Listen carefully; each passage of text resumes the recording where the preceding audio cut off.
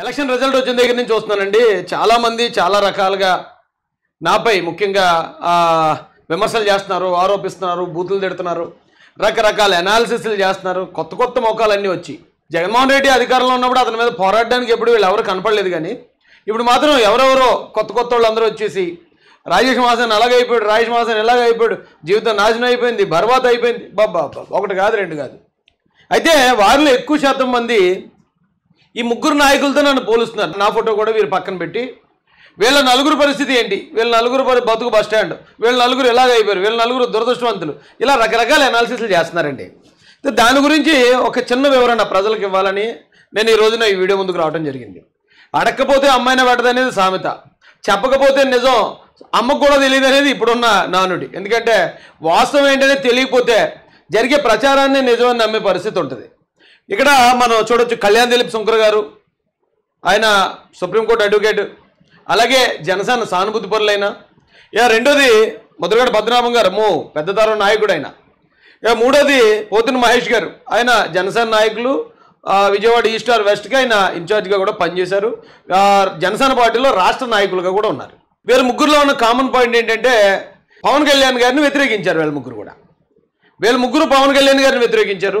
అలాగే ఎలక్షన్ ముందు ఒక 2-3 వీడియోల్లో రాజేష్ మాసన్ కూడా వ్యతిరేకించాడు. కాబట్టి వీళ్ళ నలుగురు ఒకటేని కలిపేస్తున్నారు. అసలు వీళ్ళకి నాకు పోలికి, ఈ నాయకులకి నాకు పోలికే లేదు. ఇప్పుడు మనం పోల్చాలంటే ఒక యాపిల్ని ఇంకొక యాపిల్తో పోల్చాలి, ఒక దానిమ్మకాయని మరో దానిమ్మకాయతో పోల్చాలి, ఒక బత్తకాయని మరో బత్తకాయతో, అలా మనం దేన్ని దానితోనే పోల్చాలి తప్ప ఒక యాపిల్ని ఒక దానిమ్మకాయతో పోలుస్తామా, లేకపోతే ఒక దానిమ్మకాయని ఒక బత్తకాయతో పోల్చగలుగుతామా? అసలు సంబంధం లేని పోలిక తీసుకొస్తున్నారండి. తీసుకురావడం, విష ప్రచారం చేయటం అయిపోయింది. మోసం చేశారు, రాజేష్ మోసం చేశాడు, మోసపోయాడు, ఎందుకు కాకుండా ఏంటండి పద్ధతి, నాకేం అర్థం అవ్వలేదు. అయితే దీని గురించి ఈ రోజున వివరణ ఇవ్వాలని నేను డిసైడ్ అయ్యాను. ఇది ఏ పార్టీని నేను వ్యతిరేకించడానికి కాదు, అయితే వాస్తవాలు ప్రజలకు తెలియజేయాలి. మాకున్న ఒకే ఒక మీడియా ఈ సోషల్ మీడియా, ఈ యూట్యూబ్ ఛానల్. కాబట్టి దీని ద్వారానే మేము ప్రజలతో మాట్లాడగలం. కాబట్టి ప్రజలకి కొన్ని వాస్తవాలు తెలియజేస్తాను. ముందుగా మన కేడిఎస్ గారి గురించి మాట్లాడదాం. ఈయన ప్రముఖ సుప్రీంకోర్టు అడ్వకేట్. నాకు ఆయన పరిచయం, ఎలా పరిచయం అంటే ఆయన గతంలో జనసేనకు అనుకూలంగా ఆయన మాట్లాడేవారు, ఆయన పోరాడేవారు. అలాగే నేను కూడా జనసేనకు అనుకూలంగా మాట్లాడేవాడిని. జనసేన తరపున నేను కూడా జనసేన ఎవరైనా ఏమైనా అన్నా, పవన్ కళ్యాణ్ గారి మీద ఎవరైనా విమర్శలు చేసినా నేను కూడా సోషల్ మీడియాలో నా స్థాయిలో నేను అడ్డుపడుతుండేవాడిని. అయితే ఈయనకి నాకు ఎలా పరిచయం ఏర్పడింది అంటే, జనరల్గానే ఆయన ఒక అడ్వకేట్ కాబట్టి జగన్మోహన్ రెడ్డి గారి నా మీద చాలా తప్పుడు కేసులు పెట్టారు, దాదాపు 30 కేసులు పెట్టారు. ఇవన్నీ కలిపి హైకోర్టులో క్వాష్కి వెళ్ళమని నాకు ఎవరో స్నేహితుడు సలహా ఇస్తే, ఇప్పుడు ఎవరికి ఇవ్వాలి మరి ఈ కేసులను ఆలోచించినప్పుడు ఈయన ఇద్దరు ఒకే పార్టీకి సానుభూతి పరులుగా ఉన్నాం కాబట్టి ఆయనకి ఇస్తే ఖచ్చితంగా న్యాయం జరుగుతుంది, నిలబడతాడనే ఉద్దేశంతో నేను వారిని సంప్రదించడం జరిగింది. ఈ క్రమంలోనే రాజేష్ మీద పీడీ యాక్ట్ పెట్టబోతున్నామని నాకు ఒక ఇన్ఫర్మేషన్ వస్తే దాన్ని కూడా వీరికే ఫోన్ చేసి నేను వారి దగ్గర లీగల్ ఒపీనియన్ తీసుకోవడం జరిగింది. వారు మంచి సలహా ఇచ్చారు నాకు. ఆ కేసులకు సంబంధించి మీరు దీన్ని ఫైల్ చేయండి అని చెప్పి వారికి ఆ కేసులకు సంబంధించిన ఫైల్ ఇవ్వడానికి వారి ఆఫీస్కి హైదరాబాద్ కూడా వెళ్ళాను. నేను నా టీం మొత్తం వెళ్ళాం. పైగా అన్నిటికీ మించి ఆయన అంబేద్కర్ గారి గురించి వీడియోలు సిరీస్ చేసేవాడు. అంబేద్కర్ గారి గురించి ఆయన మాట్లాడే విధానం, ఆయన చెప్పే కోణం మాకు చాలా బాగా నచ్చింది. సో అలాగ మేము వారిని అభిమానించడం జరిగింది. వారిని వెళ్ళాం, కలిసాం, మాట్లాడాం, ఫోటోలు దిగాం, వాటిని సోషల్ మీడియాలో వైరల్ అయ్యాయి. చాలా ఇష్టంగానే ఉండేవాళ్ళు. అయితే ఎక్కువ పరిచయం కదా, ఎక్కువ సార్లు మేము కలవటం, ఫ్రీక్వెంట్గా ఫోన్లో అలాంటిది ఏమీ లేదు. అయితే ఈ క్రమంలో ఒక 2 సార్లు ఆయనకి నాకు విభేదాలు వచ్చాయి. ఒకసారి ఏమైందంటే అండి, బాలకృష్ణ గారు ఆయన మాట్లాడుతూ ఆ అక్కినేని తొక్కినేని, ఆ రంగారావు ఈ రంగారావు అని ఏదో ఒక మాట మాట్లాడాడు. ఆయన అందరూ అద్భుతంగా నటించారు, నాకు మంచి టైంపాస్ అని ఉన్నారంటే ఎప్పుడు కూర్చొని వేద శాస్త్రాలు, నాన్నగారు డైలాగులు, ఆ రంగారావు గారు ఈ అక్కినేని తొక్కినేని అన్నీ కూడా మాట్లాడుకుంటూ ఉండేవాళ్ళం. మాట్లాడితే దాని మీద ఈయనకి కోపం వచ్చి రంగారావు గారిని అవమానించారు. అంటే రంగారావు గారు కాపు కులస్తులు కాబట్టి ఈయన కొంచెం కాపు కులానికి అనుకూలంగా మాట్లాడతారు ఎక్కువ వీడియోలు. సో వారికి అది దాని మీద బాధ వచ్చి ఉండొచ్చు, కోపం వచ్చి ఉండొచ్చు. మా రంగారావు గారిని నువ్వు అలాగ అంటావా అని చెప్పేసి ఆయన ఏదో వీడియో మాట్లాడాడు. అది నాకు తెలీదు. తెలియకుండా అది పెద్ద రచ్చ అవుతుంటే నేనేం చేశాను, నా విశ్లేషణ నేను ఇచ్చాను వచ్చి. ఏమని, ఆయన ఆ అక్కినేని తొక్కినేని అన్నారు. ఒకవేళ బాధపడితే అక్కినేని వాళ్ళు బాధపడాలి, కానీ ఆ రంగారావు గారు ఈ రంగారావు గారు అన్నారు తప్ప, రంగారావు గారు అన్నారే తప్ప రంగారావు గారిని ఎక్కడైనా తప్పుగా మాట్లాడలేదండి అని నా విశ్లేషణ నేను బాలయ్య బాబుని సపోర్ట్ చేసుకుంటూ ఇచ్చాను. అప్పటికి ఆయన వీడియో మాట్లాడారు అనేది వాస్తవంగా నాకు తెలీదు. వెంటనే వారు ఏం చేశారంటే ఒక పోస్ట్ పెట్టారు. నిజానికి ఇది అంతా ఎందుకు చెప్తున్నానంటే, మేమందరం స్నేహితులు అనుకోండి, అవును వీళ్ళందరూ ఒకటే బ్యాచ్ అని చెప్పి అందరిని కలిపితే వాళ్ళకు అర్థం ఉంది. మాకు విభేదాలు ఉన్నాయి, సిద్ధాంతపరమైన విభేదాలు. దాంతోపాటు ఇప్పుడు ఈయన జనసేన పార్టీ అనుకూలమైన వ్యక్తి, ఆయన ఎవరో మన పోతిన మహేష్ గారు జనసేన పార్టీ నాయకుడు. ఇక ముద్రగడ గారి విషయంకి వస్తే ఆయనేమో కాపు కులస్తుడు కాబట్టి నువ్వు కాపు కాబట్టి పవన్ కళ్యాణ్ గారు వచ్చారు, నువ్వు ఎందుకు సపోర్ట్ చేయవని కాపు యువత వాళ్ళ బాధలో కూడా అర్థం ఉంది. సో నేను ఆ కులానికి చెందినోడిని కదా, పార్టీకి చెందినోడిని కాదు.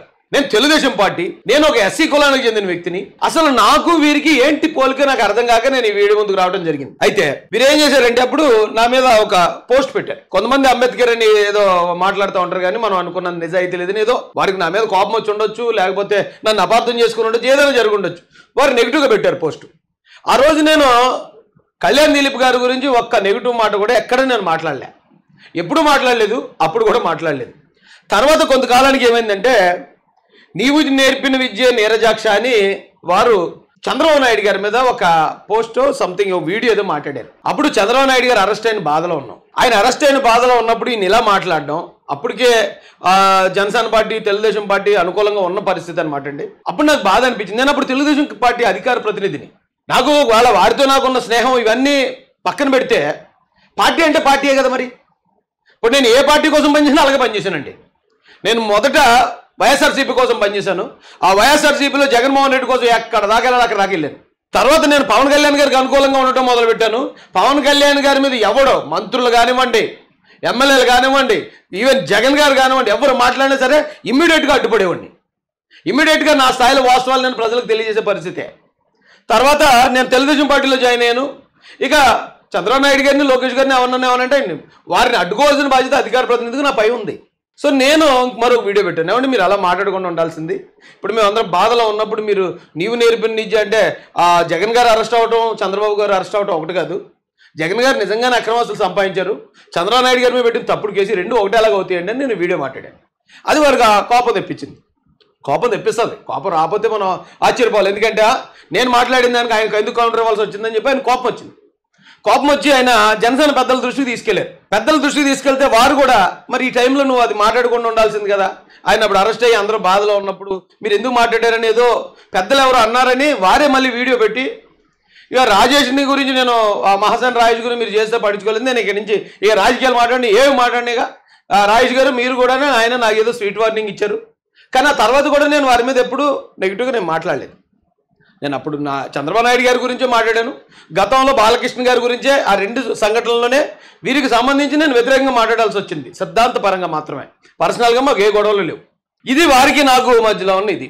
బేసిక్గా వీరు ఇక మెగా ఫ్యామిలీకి, పవన్ కళ్యాణ్ గారికి, ఇక వాళ్ళు శ్రీరామచంద్రుడు అయితే ఈయన హనుమంతుడిలాగా వాళ్ళ మీద ఏగా కూడా వాళ్ళు ఇచ్చేవాడు కాదు. జనసేన మీద ఎవరన్నా ఏ అంబటి రాంబాబు కానీ లేకపోతే అమర్నాథ్ కానీ పేరున ఇలా ఎవరు మాట్లాడినా సరే వచ్చి మా మీడియా ముందుకు వచ్చి లెఫ్ట్ రైట్ ఇచ్చేసేవాడు. కొన్ని లక్షల మంది ఫాలోవర్స్ ఉన్నారు, కొన్ని లక్షల మంది చూస్తారు ఆయన చెప్తే. చాలా మంచి ఇన్ఫ్లుయెన్సర్, నాకు కూడా బాగా ఇష్టమైన ఇన్ఫ్లుయెన్సర్ ఆయన. అయితే మరి కారణాలు ఏంటో నాకు తెలియదు. వారు జనసేన పార్టీకి వ్యతిరేకంగా, అంటే నేను ఒకవేళ నా ఒపీనియన్ చెప్పమంటే చెప్తాను, అలాంటి హార్డ్ కోర్ జన సైనికుడు ఆయనకు అనుకున్న అవకాశం అక్కడ దక్కకపోవడమో, ఆయన అర్హతకున్న గౌరవం దక్కకపోవడం సంథింగ్ జరగటం వల్ల వారు జనసేనకు వ్యతిరేకంగా మాట్లాడారు. కొంచెం వైసీపీకి అనుకూలంగా ఒక ఇంటర్వ్యూ నేను చూశాను, వారు మాట్లాడారు.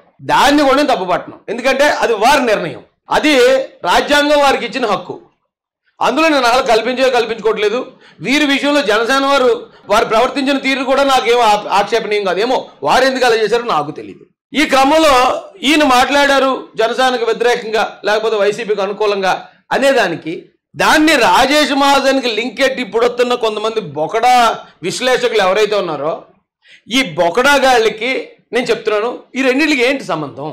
ఆయన వ్యతిరేకించి మాట్లాడటం, ఆయన నాకు తెలిసి పవన్ కళ్యాణ్ గారిని ఏమి వ్యతిరేకించలేదు, ఆయన ఏమి డైరెక్ట్గా ఆయన ఏమి టార్గెట్ చేయలే. కాకపోతే ఆయన వెర్షన్లో ఆయన ఏదో చెప్పుకెళ్ళాడు. అది కొద్దిమందికి జన సైనికులకి ఈయన వైసీపీకి అనుకూలంగా మాట్లాడాడని అనిపించి ఉండొచ్చు. నేను మాట్లాడిన దానికి నేను చేసిన అంటే నా పరిస్థితి ఏంటి? ఇప్పుడు నేనేమి పవన్ కళ్యాణ్ గారు నాకు ఏదైనా గుర్తింపు ఇవ్వలేదనో, పవన్ కళ్యాణ్ గారికి నాకు మాట వచ్చో, లేకపోతే ఏదైతే జనసేన పార్టీ ఉందో ఆ జనసేన పార్టీ నన్ను సరిగా గుర్తించలేదనో నేను వారి మీద ఆ వ్యతిరేకత వ్యక్తం చేయలే. నేను వ్యతిరేకత వ్యక్తం చేసిన దానికి క్లియర్ కట్గా కొన్ని వర్గాలకు, ఇప్పుడు నేను పవన్ కళ్యాణ్ గారిని వ్యతిరేకించలేదు, ఆయన స్టేట్మెంట్ని వ్యతిరేకించాను. ఆ స్టేట్మెంట్ కొన్ని వర్గాలకు అది వ్యతిరేకం అనేది నా దగ్గర ఇంకో ఎవిడెన్స్ ఉంది, అది కూడా చూపిస్తాను. అయితే ఎందుకు కళ్యాణ్ దిలీప్ సుంకర్ గారిని, అంటే ఒక జనసేన నాయకుల్ని ఒక తెలుగుదేశం నాయకుడైన రాజేష్ మాసంతో ఎందుకు పోలుస్తున్నారు? ఎందుకు కంపేర్ చేసి అందరినీ బదనాం చేసే ప్రయత్నం ఎందుకు చేస్తున్నారు?